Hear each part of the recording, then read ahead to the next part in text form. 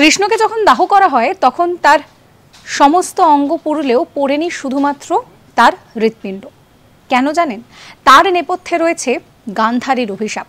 গান্ধারী মোটেই পছন্দ করেননি যে মহাভারতের যুদ্ধে কৃষ্ণের তত্ত্বাবধানে তার প্রত্যেকটা ছেলের মৃত্যু হোক, এবং একই সঙ্গে যখন যাদবরা রীতিমতন সাম্রাজ্য করছে সেই সময় দাঁড়িয়ে এক ঋষির সঙ্গে, এক সপ্ত ঋষির সঙ্গে কৃষ্ণের ছেলে যে মজা করেছিল তার জন্য কিন্তু অভিশাপ দেওয়া হয়েছিল যে তার পুরো বংশ একেবারে শেষ হয়ে যাবে।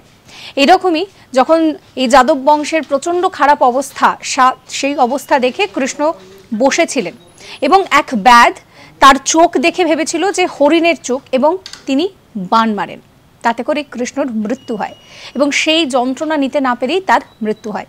এরপর যখন তাকে দাহ করা হয় দেখা যায় যে তার হৃৎপিণ্ড সেটা কিন্তু জ্বলন্ত অবস্থায় ছিল।